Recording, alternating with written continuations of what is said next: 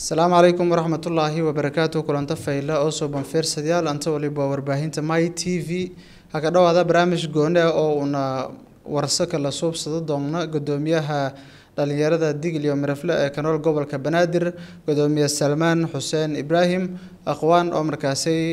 martaninka barnaamijka sida goonaga ah una aan la waalada doona oo My TV yana kula dareer doonta insha Allah barnaamijkan oo musharrafa iyo hadii la arsiina dareersi doona gudoomiye Salmaan yana martinka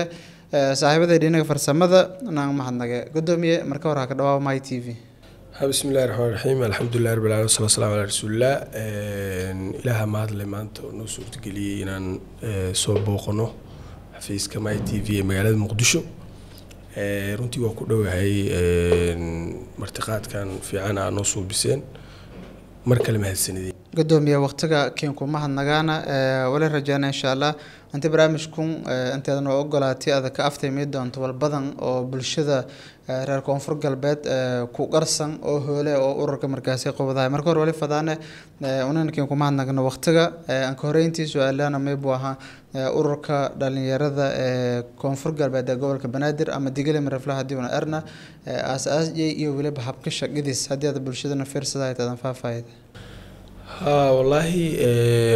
marka la waa mahadsantiin TV-ga My TV ururkan midowga dhalinyarada digile marafle wuxuu kamid yahay ururada ka jiro dalka oo maxay organizationada youth-ka ah oo dhalinyarada isku tagtay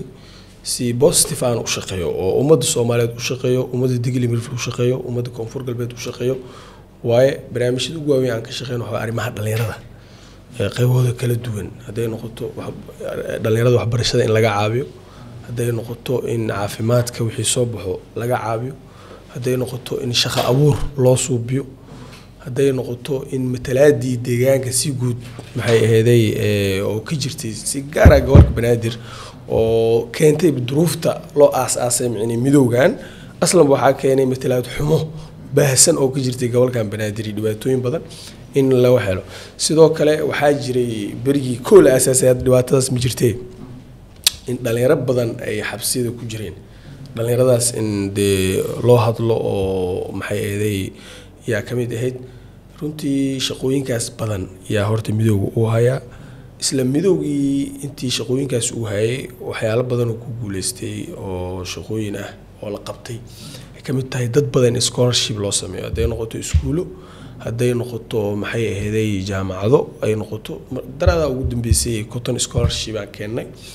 oo jaamacadaha dalka waxyaalo ugu badan ay ka shaqeeyaan waa hadii sidoo kale barnaamijka caafimaadka oo kale qofkii walaalo xanuunsan oo digil mirifla qasab ma inuu ku jiro midowga inuu kamid yahay maahe si guud buu dabcan maxay ahaday qof walba oo digil mirifla oo dhibaato loogu sheego waa loo aadaa haday abwaanada noqoto haday qaybaha kala duwan bulshada dhalinyarada yihiin haday askari yihiin oo xoog dalka ama qaybado kala duwan mara dhalinyaro oo askar ah ku soo dhaawacay xudur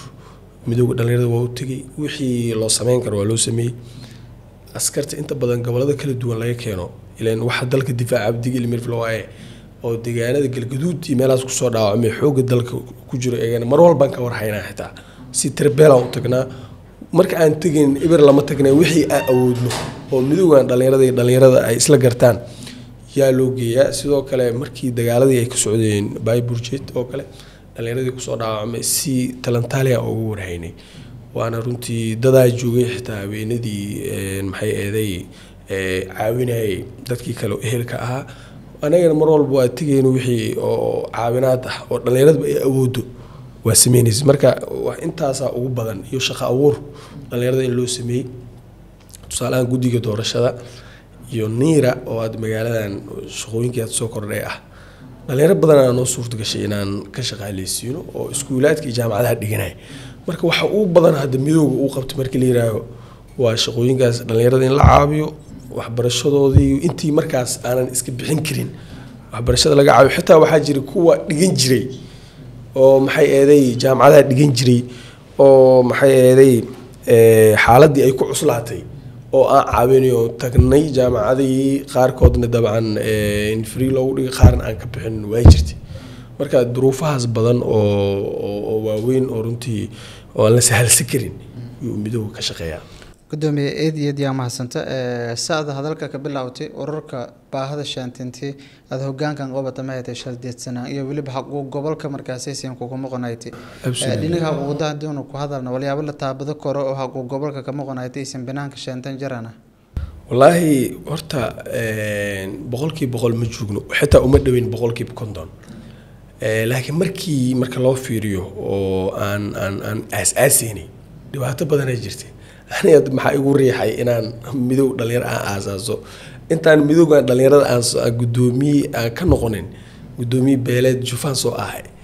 gudoomiye beeleedkaas xitaa duruuf ay ugu kaliftay nin iska shaqeysto ganacsatada magaalada ka mid ah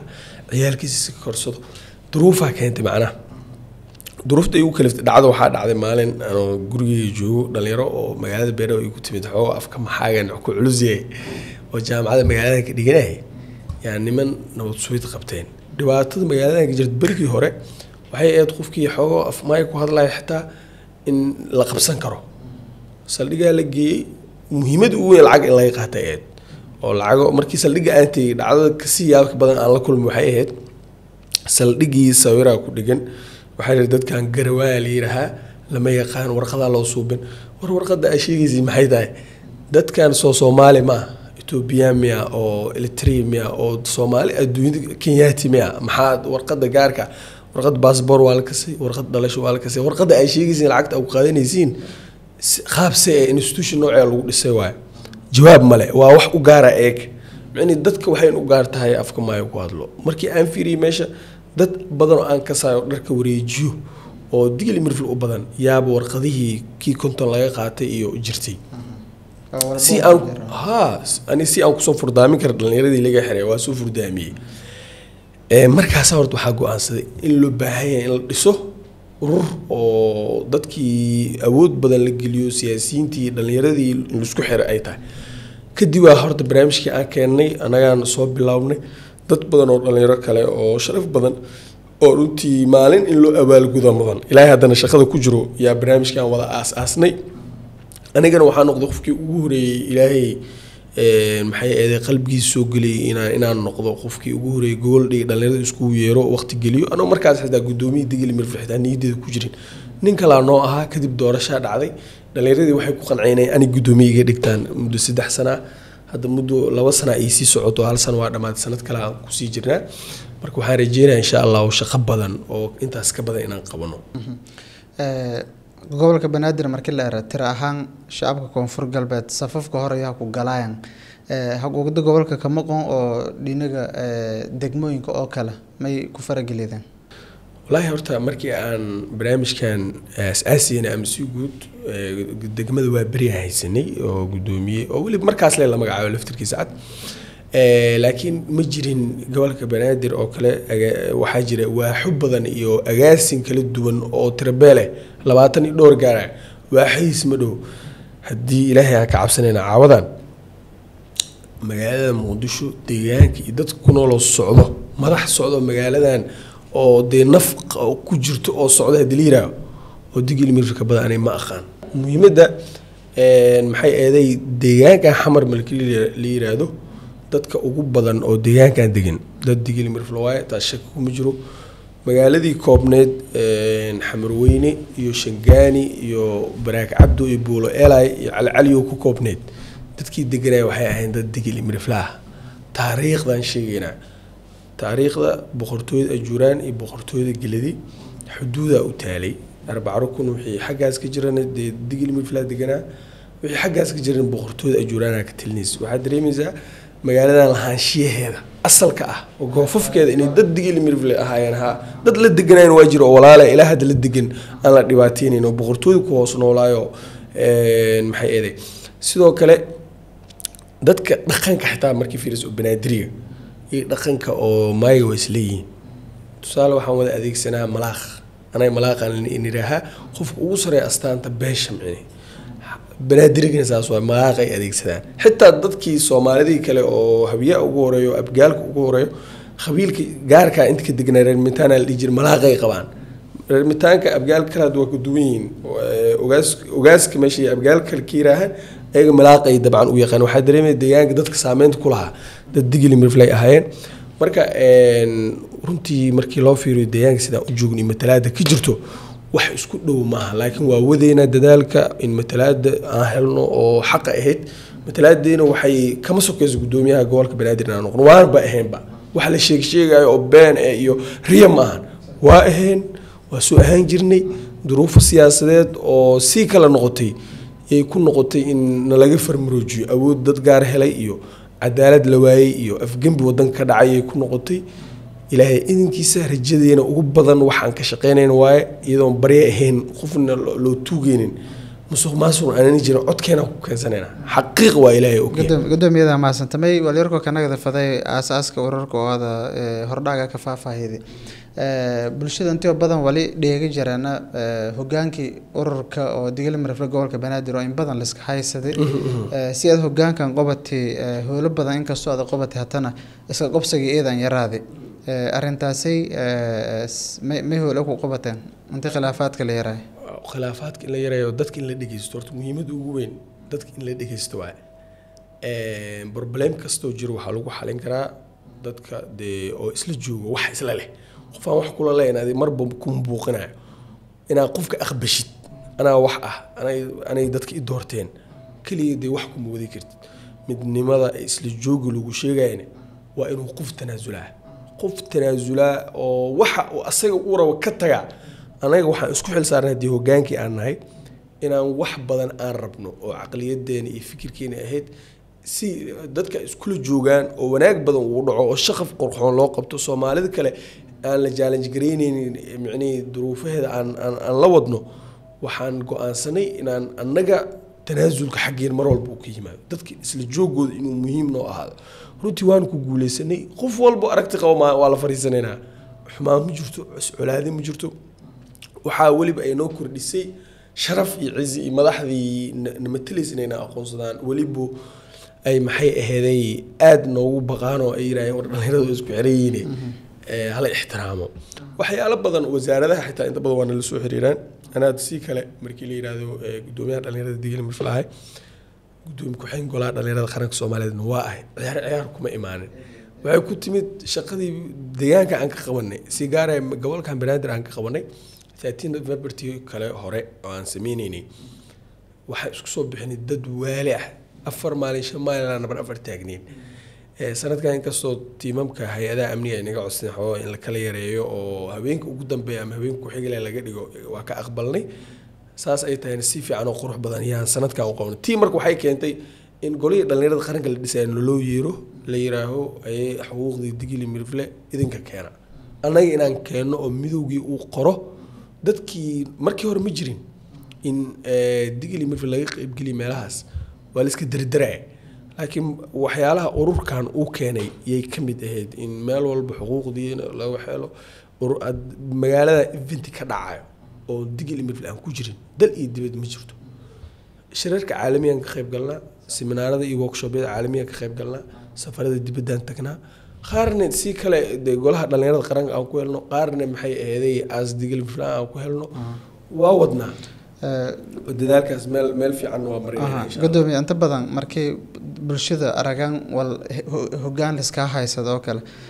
marka alayna inta meel wal nafaqa jiran yaani wal interest goona inta jiran inkastoo aad mas'uuliyad badan sheegahayta markii aad dadaalkaas soo badano tusaalaan shaqooyin habahan mise xubnaha bahan mise oo yaraan meel wallahi aan ku sii qaabsan maaraysan ururaha horta aslan anaga midowga dhaqaal uma furna midowga qadiyad iyo wuxuu furan yahay mabaadi yaa u dhisnay taasana asal noo ah tan lacag markii la yiraaho anaga inta badan lacagta ani lacagta horta waa nacbanahay xaqiiqada dadka day lacagta jecel yihiin ani midowga lacag inay soo marta adduunyada ugu nacbanahay in lacagta waa sensitive badan ay leedahay $10 haday tahay dhibaatada ay geysanayso burburka dadka ay u geysanayso ma dhaw ma ka heliyo anaga aad ay u dhib badan tahay lacag markii la yiraaho waa iska ilaaliyaan 100% dadka inta badan contribution isku darsadaan anaga haween iyo maalin anaga lacag ku bixin ilaan wixii de shirar hadaad magaaladan anaga kuma lihin maxay guryo waaweyn oo dadka ay ku shiri karaan xafiisyo waaweyn kuma lihin qolko gaaban oo de 2 qof 3 qof lagu qaabili karo yaano ah haddii ay noqoto maxay aheeday ii sheeg shirar in la qabto waa hoteela in la tagaa lacag la bixiyaa waqti la geliyaa marka taasna dabcan inta badan anagaa dibirni inta badan lacagaha maxay aheeday lacago oo guryaheena iyo caruurteena iyo familigeena ay u baahan yihiin yaa horta ku bixina iskaba dhaaf inaan lacag u raadsano madaxda aan u tagnay qof aan lacag weydiin ma jiro hadda idaacad waa kasoo hadli karaa midowgaas anagaa lacag siin waa lasoo dhigi karaa anaga lacag ugama tagnay mar walba qof walba aan u tagno waxaan kala soo hadalnaa dareen aan qabno mas-uuliyiinta ugu sareysa u tagnaa shaqo aadan madowga ugu sareeya digil markii la mas-uula u tagnaa waxaan kala hadalnaa dareen aan qabno aan baarlamaanka aan ka qabno shuruuc la ansixinaya markaas meesha yaal ha noqoto digil mirfla dana ugu jirin xaalad jirta ha noqoto waa u tagnaa waa u dignaa waxaan idhahnaa barnaamijkaas doodaas aan ka qabnaa sheeqow annaga haddii digil mirfla nahay saas waay arrintaas meel hebel waxaa noogu maqan yihiin yaan u tagnaa gudoomiye koonfur galbeed saas oo kale asagna waxaan kala hadalnaa waxyaalaha oo danta digil mirfle laakiin marna uma raadsano mas-uuliyiinta lacag iyo adduunyo iyo maxay ahaday waa maalintii barnaamijka uu burburi lahaa haddii barnaamijka laga dhigo barnaamij dee adduunyo lagu raadinaya wax shaqeynaya inay kolba ilama noqon gudoomiye arrinta siyaasadda adi bilaawtay siyaasiyiinta deegaanadan koonfur galbeed oo heer federaal mise heer state haadeen siyaasiyiin iyad aan shal aragti duwan iyo jiran arrintaasi siyaasiyiin saameeyasa ka urur ahaan haddii su-aashaas waa su-aal aada u adag waaye dhibaatooyinkana soo maray kuwa ugu adag yay ahaayeen runtii oo aada iyo aadka noo dhibay siyaasiyiinta waa kala aragti duwan yihiin tusaale siyaasigana aday lagu maleynaa siyaasiga lagu maleynaya inay ku xiran tahay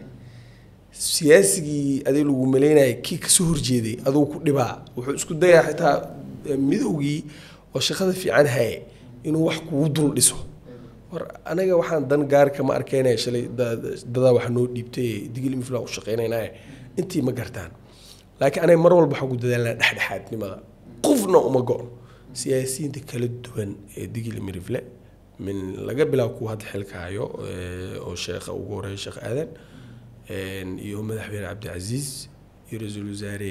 jibriil saddexdaas qof ah digil mirifle ugu sareysay saddexdooda iyo inta dee xilalkooda rabto na waa la fariisanaa macnii dee qof gaaray uma goonin dadkaasna dee wixii mas-uuliyiin waaye hadday ummadda matalaan laakiin dhibaatooyin ay soo gaar ma jiraan dhibaatooyin badan ay soo gaar siyaasiga markaad kan u tagto wuxuu ku leeyahay kanaad u kaabin gareen kan waa iska jirtaa laakiin anaga muhiimadeena waxa waaye maadaama digil mirfil aan matalayno albaab inuusan naga xirnaanin dhibaato gaara inaan naloo arkin qof gaar inaan ku xirnaan inaan naloo arkin qof kastoo digil mirfil ah anaga waxaan ugu soconaa adduunyo kale uma socono danta digil inaan kala hadalno ninkii noo yeero islaamnimadayba kamid tahay markii rasuulka waaye sabcatu nahana wa sabcatu amarana waxaa ka mid ah ijaabatu daaci qofkii kuu yeero siyaasi ah oo walaal ah oo digil mirfil ah waa u tegaynaa oo marnaba in laga joogsado ama loo mujaamaleeyo siyaasi kale dartiis ma dhacayso anaga moogtahay adduun gaara meesha kama raadinayno waa dan digil mirfil u soconaa kuma jirno campaign doorasho kuma jirno dhibaatooyinka siyaasiyiinta ay u arkayaan waxaa leeyahay hadda dhalinyarada laga khafiifiyo anaga muhiimadeena in maxay aheeday ii sheegaaday si guud inaan dadka wadajir iyo wanaag inaan u muujinaan rabnaa micne siyaasiyiinta walyaabo inta badan oo bulsho ahaan markii la dhalinyarada ka dhali lahaa mee kumid ahaa intii xuquuqan weydiiyaan shaqo abuuran suubiyaan wal badan nin qobadaan xuquuqo ka dowlad ahaan iyo waajib ku saaran dan qobadaan inta jiraan arrintaasi siyaasiyiin isin kula fadheeda kortan jiraan oo fahmo koran iyadoo beel iyo waliba si kalena inferian والله هو سياسي نلا شقي واجران رونا في عناء وهذا محي أذي وآديات أنا أقوم هدعلنا هالكان مسؤولين هذا حل هيسو يكو بدنا فكر نسيدات كوكل دوية وحل أنا نهينين سياسيين تندقي الإمرفلا runtii duruufo badan waa jira anay qaar waa arkeenay inaanan aad loo xishmeyneynin laakiin de waxa ay qaban karaan aaday u koobantay runtii aaday u koobantay waxa lagu eedeynaya ma wax si guud meeshaan aad markaad fiirisid dawladda federaalka habka waxa loo qaato ninka kaliya dhibaatada sameyn karaya wax la siinaa xildhibaan oo diil mirifla inuu ku wado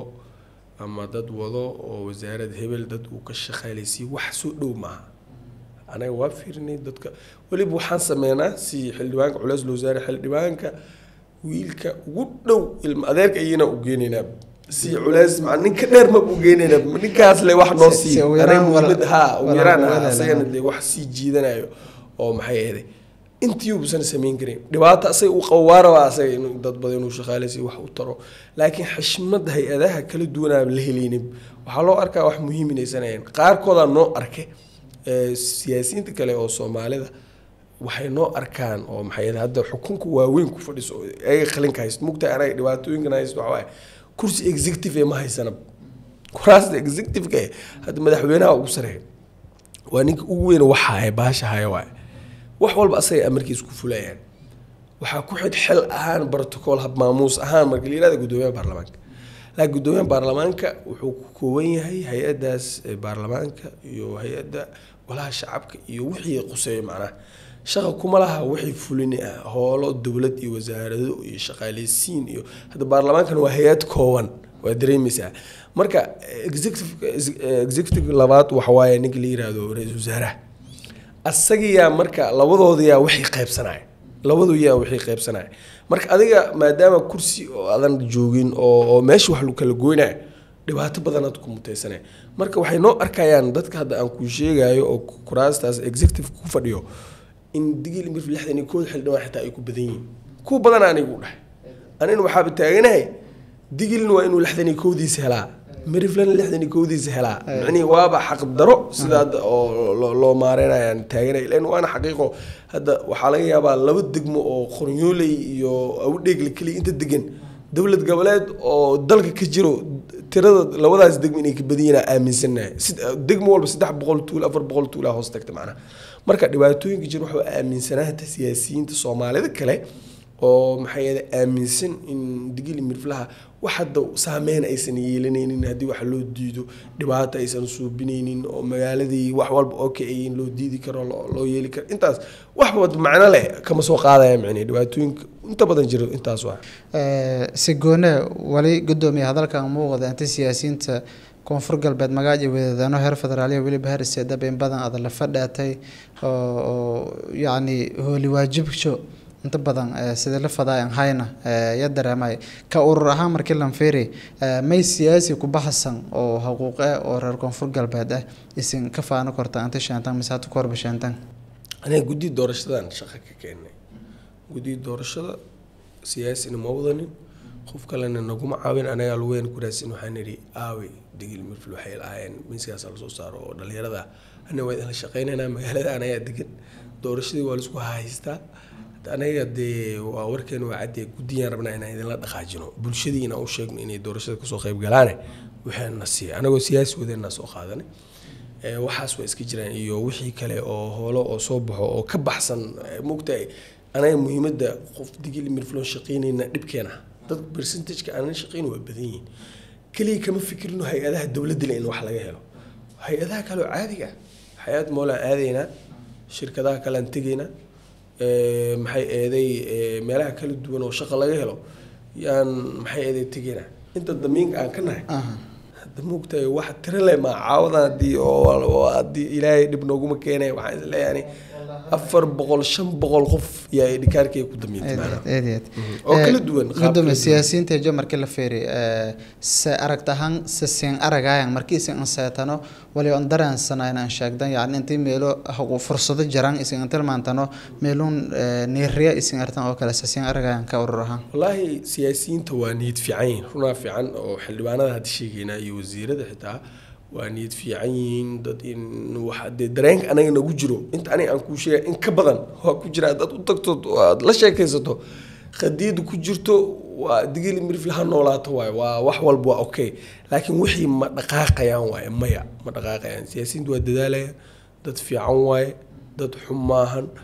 laakiin tabartii guud dalkii waa la soo xoogaya qabiilada aan ku sheegay labada qabiil oo dalkan oo maxay eeday inay qaybsadaan ku heshiiyay laftirkooda cad mid baa u xoog badnaadee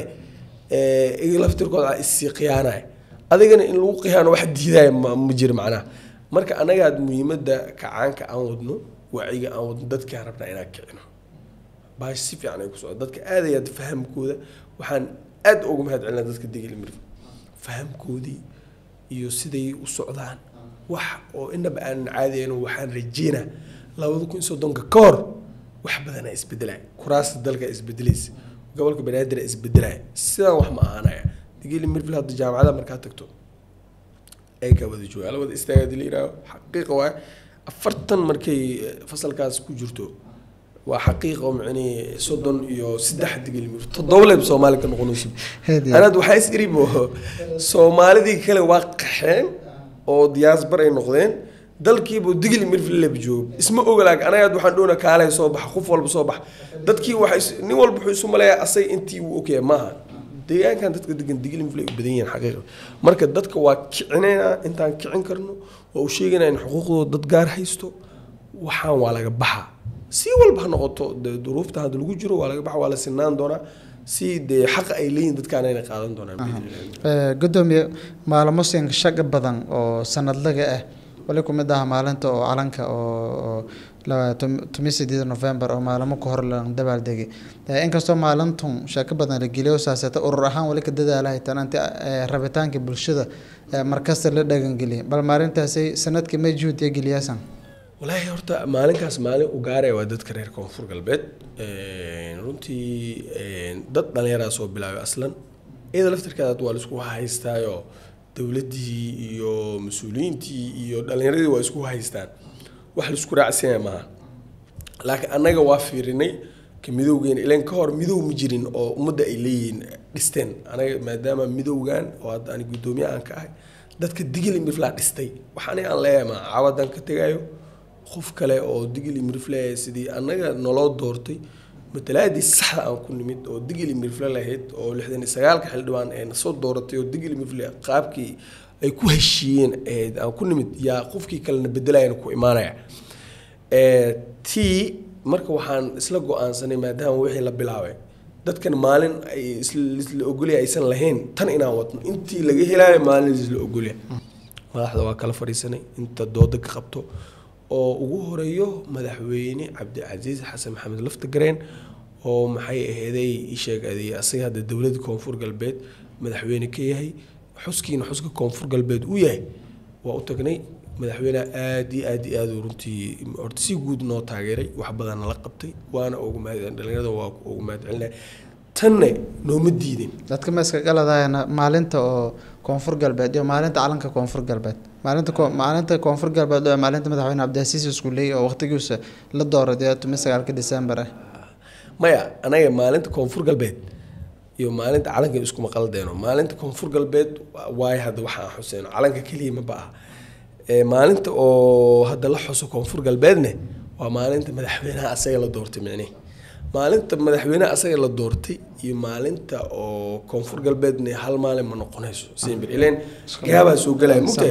ileen Soomaaliya maalintii la aasaasay 1960kii koodu luuliyo waaye maalinta Soomaaliya waaye hadii oo madaxweynihii la doorto de isku waqti marba gaaba imaanay madaxweynaha waqti la doorto iyo maalinka xilku u wareejinay marbo difference iska jiri kare hadda tusaalahan Puntland markii la yiraahdo 1 August aldis maalinta oo macna Puntland la yiraahaa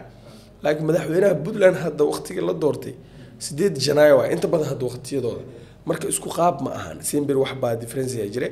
marka waxaan ka rabnaanay dawladda madaxweynaha naga balan qaaday ilaahay khayr hasiye in liswaafajin doono maalinta saxda laga soo bilaabo dawladda aqoonsado doonto dawladda ay aqoonsanayso waqtigii oo xasay shaadi guduud iyo laga soo bilaawayo oo maalin sax ee dastuurka la marinayo oo golaha wasiirada la marinayo madaxweynaha tan waan ugu taageersanaa inta la sitaan bulshada isku soo baxdo oo isku timaado wax diidaya male isku imaada dareenkiina muujiya taas waa nooma diidin marka tan kale su'aashiyan ku soconaya maalintan anaga dadaal badan aan gelinay waqti badan aan gelinay sidii hore aan jir 4 sano hore la soo dhaafay ama 5 sano hore la soo dhaafay kharash loo gali jiray sanadkii aan ugu dambeeyay xitaa aan joogno gudoomiyaha oo raali ka ahayn yaa dad badan oo walaalo fikirkooda ku raacay in lacag kharash laga dhigo marba laakiin niideedu kuma jirin xaflad reer koonfur galbeed ay leeyihiin in kharash la geliyo oo macni ummadii iimaanaysa kharash laga qaado macni lacag ay ku soo galaan صح sanadkan waxaa noo suurta gashay ilaahay fadligiisa inaan ka dhaweeno riyo mar badan aan ku tahmayay oo ahayd xaflad koonfur galbeed inaanan laga macaashin waana noo suurta gashay runtii dhalinyaro ay kala shaqaysay mas-uuliyiin nagala shaqeeyey inaanan wax hunguri ah iyo lacag ah laga raadinin qof walbo beertaas uu yimaado ama meesha ay ka dhacayso si free inuu kusoo galo kaliya lasoo baaro amnigiisa la sugo inay saas noqoto wax laftirkeeda waxay aad juhdi waqti aan gelinayahay ilaahay runtii waa nagu xuska maalintaasi siyaasiyiin badan oo aysan saatano taabagelin jiraan maalintaasi si aan qobsama lahayd dadka may ka aalaayeen intii ugu yaraan meel dhaqaale yaala bal haddii aan afteemada bulshada aragta ahaan taabagelintaasi siyaasiyiinta iyo weliba servicekiisan kaga wadaasan wallaahi waa wax isla eg waa anaga marba waxaan ku dadaalna horta labay ahayd mugtahay anaga siyaasiyiinta waa mahadsanyihin waxna siiyey kuwa aan waxna siinin oo iyagana dee xaaladaha ay ku jiraan anaga aanan dareemi karin ayagana waa mahadsanyihin anaga marba siyaasi horta kuma tashanin runta haddaan kuu sheegno anagaa isku tashanay haddii oo siyaasigu waxna siiyane inaan oo maxay eeday mahadsanid aan soo dhaweyn haddii aanan wax nala siinin tusaale ahaan hadda aniga qabanqaabada safar gaaban oo East Africa aan ku matalay dhalinyarada aan ku maqnaa markii ay imaanay haweenka iyo haweenka waqtiga ka dhinaa aad ay u koobnaayeen wax badan oo la hay ma jirin waa isku dhalinyarada iyada ay isku tashatay in maxay eeday oo hawshan la qabto sideeda wax aan laga bedelin free laga dhigo waana ku mahadsan siyaasiyiin fariidnay soo gaartay wasiiro badan oo sharaf leh wasiir Mukhtaar Row kamid yahay wasiir Xasan Eelay kamid yahay wasiir Dhaay kamid yahay xildhibaan Balash kamid yahay xildhibaan Murjaan kamid yahay nin aad aan ugu mahadcelinayna jiray oo runtii aniga isla ama adinka dadaal badnaa oo kan Albadri leeyahay nin aad dhalinyarada u jecel nin aad qof aan ku matlo intii de aniga ma ogtahay da'da aan jiro inta aan la fariisiyo la kulmay nin aan ku matlaay qadiyad culus nigaas ma jiro wuxuu noo caawiyay si aan caadeyna 9 saac uu soo wacay waqti uu nagelinay wax tan oo ugu jiro bal lama arkayo in la arka dantiisma in la sheegay dantiisma laakiin hadda waxaan u sheegayaa de mugtahay ummadda rasuulku wuxuu yiri qofka hadii aanan abaalgudkiisa la siin karin xitaa uu yaraa in la sheego TY ninkaasna aad uu nolol shaqeyntii xafladaas nabadgelin ay ku dhacdo laamaha amniga oo mahadcelinaya taliyaha gobolka banaadir macallimada ugu horeeyo aad buu nolol telefoonkiisa kama bixinin daqiiqad walba aan soo wacay si wax u socdaan taliyaashu nagala hadlay meel walba aan la joogay wax la heli karo ma ahayn runtii intaas xiriirkaas iyo linkiyaasna mas'uuliyiintii ka soo shaqeeyay waa mahadsan yihiin xildhibaano iyo mas'uuliyiinta koonfur galbeed madaxweynaha koonfur galbeed oo runtii amar soo siiyay taliyaha in dhalinyarada lala shaqeeyo sanadkii hore oo dhibaatada dhicis xildhibaano kale waxaa jiray Mukhtaar Guuleed iyo Ismaaciil Iidow iyo Maxamed Abuukar xildhibaano Tirbeela oo iyagana maxay eeday oo dadaalkaas nala bixiyay oo ilaa iyo taliyaasha taliskan la tagay oo dhalinyaradan in qirif aysan gaarin si nabadgelyo magaaladooda waa ee kale in si nabadgelyo ah ay ugu waxeelaan marka si guud oo maadreena qof walba kaalin qaatay waa mahadsan gudoomiye ida ma santa gabadha dambiya hadeerni keen kuma hadnaga waqtiga iyo waliba waada xagee oo markaas bulshada my TV conference ay tahay walbada aan faansiidi gudoomiyaha dambeyntii koonfur galbeed ahaan iyo waliba markii uu fiirana bulshada deegaanka marfil ahaan anta badan wali si eed bulshada dhalinyarada shal qaybsanaanta arrimo siyaasiyiinta oo runtii qof badantis goonaga fiirsada wadanti guud meel ku baahayta waajibanta dhanka dhalinyar ahaan si ku saaran intii siyaasiyiinta arintaasi ku fadhaatano xasuusidaan intii danta guud fiiriyaan wallahi waajib anaga saaran maxaa yeelay moogtahay dadka lagu gorgortamay dhalinyaro waa hadda Soomaaliya markii aan yiraahdo si guud Soomaaliya markii la yiraahdo percentage ugu badan dhalinyaro 82% hadda la gaarsiiyay daraad hay'ad oo soo saartay hay'adda cilmi baaris marka haddii percentage dhalinyarada uu meeshiya dadka waaweynay oo qaar caajis ah xanuunsan oo 10% noqon karaan 9 leeb zuureys marka wax lagu gurgurtumay waa anaga mugti marba anaga mas'uuliyad naga saaran in siyaasiyiinta ay mideysnaadaan in wax hadan digil markii la yiraahdo midaan ku sheegayo waxyaala aan ogaaday digil imirf ee ko mideysan oo hal af ah ayaa bal isku dayay in la dardaro xuquuqdooda la waxeelo haddii ka war qofna dhigto wax lagu sheegayo mid kale dhigto wax lagu sheegayo iska ba dhaaf waa macna wax daro meesha oo micnii oo maxay eedo iimaanay ma jiro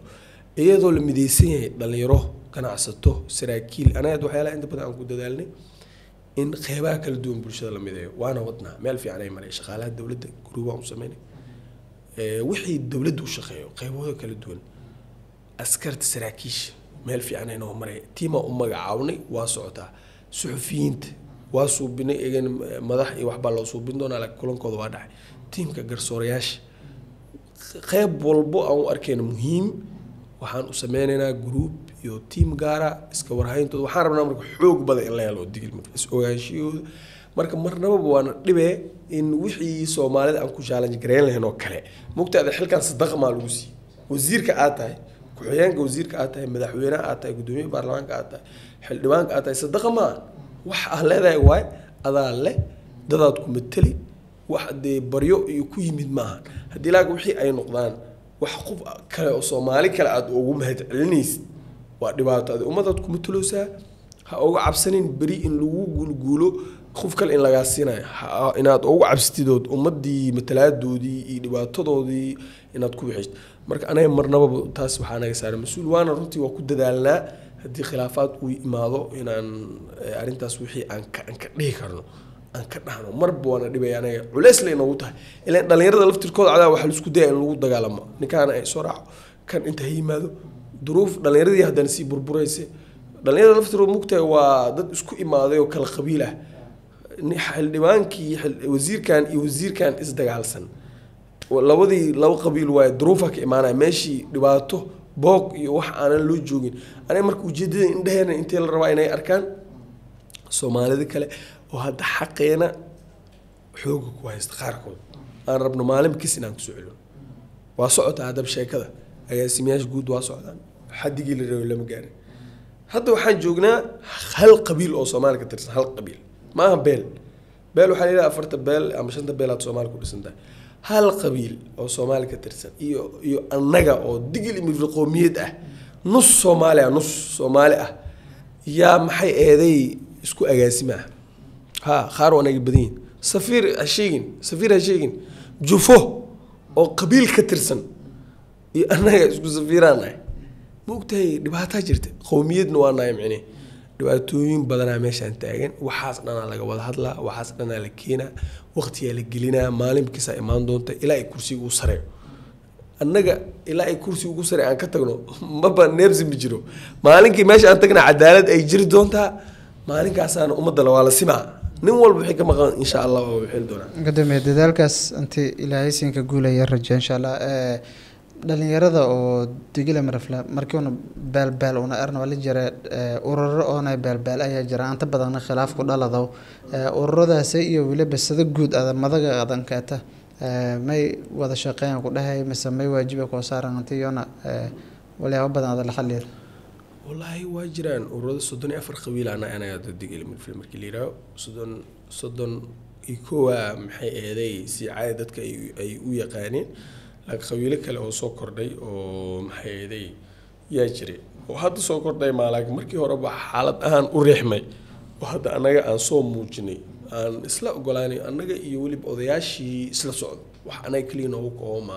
ilaa anaga waxaan ku dhisanahay gudoomiye beeleed beesh inay yeelato taasna waxaan ku kala saarnaa labadood inaan wada hadalsiino fariisino xaalad kale aan abuurno jabi degan aan abuurno waa iska jirta xaalad iska culays maalin walba ku dhex jirnaa marka iyada laftirka wax weyn ay naga caawisay gudoomiyaashaas beelaha inay saas ku jiraan wixii oo dhibaatooyin yimaadana mar walba waa la tacaalnaa gudoomiyada ma santaa qeybaha dambiyaha deerni kaliya dardaaranka ayaan dhiman hore wala in sheegday intii 3 sano mudahalaadka oo ururkan laanki hoggaanku nagado kursiga si hayo gudoomiye Salmaan inkastoo aad sheegday intii dadaal badan aad moojide kursigun qofka kale oo fado intii ko neefi walaas aan moojilay tay mas'uuliyad iska toosidi yaa ka eedan doona wallahi horta kursigan waa culus yahay xaqiiq aad u culus yahay qofkii kursigan soo rawaado horta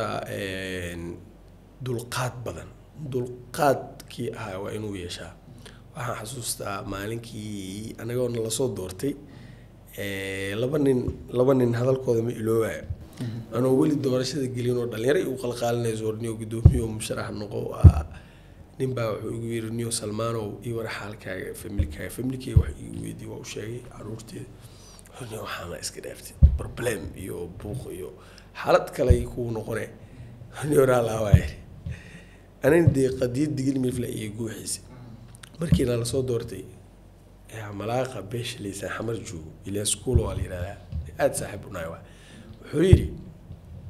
وإيدي مركز سؤالين بدون إيدي حريري أذينيو إيوران حاسس ملاذا حاس ملاذا وترولي سدح عملا لها هي مجرى مع هذه مع كلو كوسابسن جران سيدوا وأوجي سؤالين كي إيدي wuxuu ii sheegay horta in wixii hadda duruufo oo guryaha ay dhisan inay wax iska bedeli doonaan wuxuu ii sheegay hadaan lacag leeyahay in lacagtaas horta warkeeda uu soo dhamaan soo xirmi doono wuxuu ii sheegay caafimaadkii aduu fiican yahay sokor iyo dhiig kar iyo duruufo hadii aan ka fiicanahay in waxaasna iska imaan karaan waa runtii ay odayaasha igana arkay habeen maalin qof ay damiinayaan waa loo xirayaa waa loo dhibaa intii الحمد لله ورتا ظروف بدن مجرى لكن عليسي وادريمي او خركا ان فولي waxyaalahaas oo liga digay kursiga culayskiisa waa aad u badayleen umada u shaqeynay dad metel ma haystaan runtii dad waa ku soo wacayaan aday ku nafisayaan wax badan aadan qaban karin xil dhibaanka uusan qaban karin wasiirka iyo inaan la qabto dadka ay rabaan marka aday maniyad jabinay sidii wixii markaas haday tusaale oo uu yahay wax la qabto uu gaarayo boqolkiiba intaas uu gaarayo 10 la qabo tabartaada marba haniyad jibinin intii horta ku shaqeynaa haddana dadkii inay isku haysidne waa wax aad u dhib badan dadka inay isku kala fikir waaye kala nooc waaye ina ummadii isku haysto dhibaato badan oo ku mutaysanay marka marba de maxay eeday dulqaadkaas aan ku wadnaa iyo duruufahaas aan ku wadnaa ninkii kursiga imaanay shida u talkol baanay intii waqti iyo karti aan soo gelin karo dadkii waa soo geliyay sadaqada jirkii waa iska bixiyay mana u soo socdo inaan tartan kale aan galo macnay jacayl gaar ah kursi loo qabaanayo oo mid oo ileen malaha mugtay wax salary malaha waa kursi oo si maxay eeday volunteer ah ku shaqeynayso waliba bal adiga lacag ina ku bixista way imaanayta hal activity dil sameeyna waxa ku qasbantahay in adiga wax ku dirtido lacag ku bixiso oo dadkii ay isku wacdidood u dul qaadatidood u waxay wax la inay qurxanaadaan adiga markii yoolaad leedahay goolisa leedahay oo waxa rabta dadkaaga inaa matishid Soomaalida inaa ka waabisid anaga aad loo xishmeeyaa meelaha qaar absolutely boqolkiiba waxaan ku timid dii dulqaad la'aan istaag iyo santaag ana wax iyo bala ay ka dhicileen been waa intaas lama helileen marka adiga markii gurigaaga ay joogto u xumow si banaaga oo qurxaneed guddoomiyada ma santa waqtiga kuma nagaana may kala dardaarama lahayd guud ahaan reer koonfur galbeed anti hadda my tv ko firsadayd wallahi waxaan kula dardaarmayaa dadweynaha koonfur galbeed marka hore waa salaamayaa si aad iyo aad salaan oo qalbiga ka soo go'day dardaaranku uu aan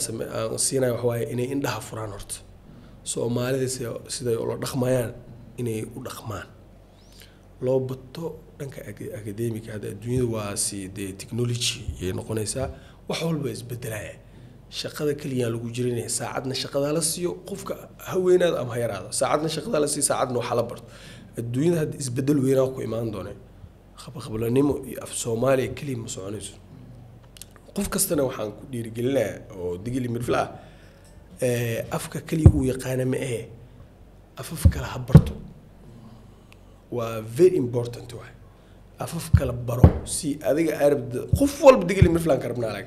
hadii uu afka maayo uu yaqaan waa fiican yahay ha ku far adeego kama xaaga habarto af ingiriiska aad ha loo barto hala dhaafayta ma xaaga dil af ingiriiska aad ha loo barto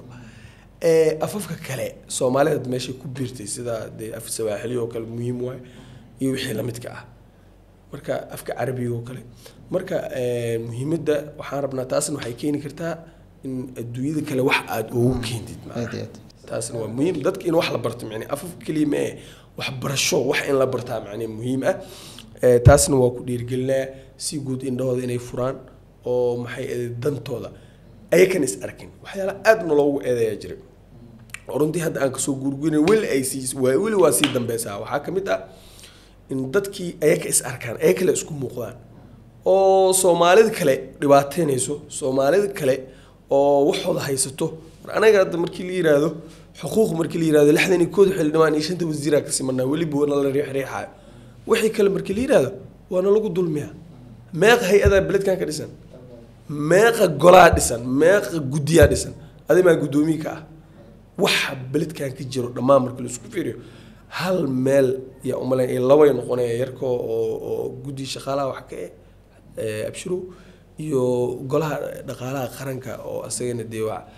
yaa wax kana 100 shay dhisan guddi doorasho dhisan guddi batrool dhisan hay'ad niira dhisan waxaa dhisan maareyn masiibooyinka tubsana dhisan maxay eeday ii sheegay 100 aan la sheegi karin kubadda cagta qaybada kala duwan haday olympic noqoto haday kubadda cagta wax qababa lama xitaa golaha ani aan ku jiro dooda aan ka suubiyo ma maleysan karti waxyaalahaas dhan ay jiray marka intaas hay-adood oo kala duwan iyo intaas adiga wax kama tiid macnaha maxay ku noqon weyse waa matalaad xumo adiga marka aniga waxaan fiirinay laxdani ku xildhawaan daarooda leh laxdani ku xildhawaan hawiyaale laxdani ku xildhawaan digil muflaale laxdani ku xildhawaan diraale yaan fiirinayna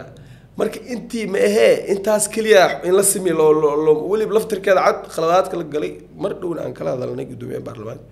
in madaxweyne kaliya xildhawaan sharafeed la siiyay maxaa asay u diiday soo gudoomiyaha baarlamaanka ma soo hogaamiyay baarlamaanka buuqiisii rafaadkiis farimbo iyo caag la gamaay rafaad mu asay xildhawaan sharafeed uu noqdo markii asaga xilka la yiraahdo waarabna hadda madaxweyne markuu dhaco xas sheekh xildhawaan waay farmaajo xildhawaan waay labadii beel aan isriixriixaynay xildhibaano soo koray anay maxaan soo koray marka waa raadin doonaa kursigaas madaxweynaha maalin weyn waxaan rabnaa intii la gaaro waa noo diideen waa ujeednaa anaynu isu diidanaa inaan laftirkeeda cad meel loo helo marka waray dhamaantiisa dadka digil mif dhamaantood waxaan leeyahay waa ugu mahadcelinaa inay dad nabadeediin dad dalka dhibaato aan ku hayn wax walba oo dhibaato waa la soo riixaa laakiin ma ahan waxaan ka rabnaa in fikirkooda ay bedelaan isfiirinta dhexdeena inay bedelaan Soomaalida kala arkaan siday u dhaqmayaan dadku wax la qaybsadaan inay eekan iskooyin waxyaalo dhibaato kale aan ku arkin waxa jira marmar inay eek dhexdooda Soomaalida kale iska riixayaan la maro dadka dhaxgal dad baro Soomaalida kale wax la qaybso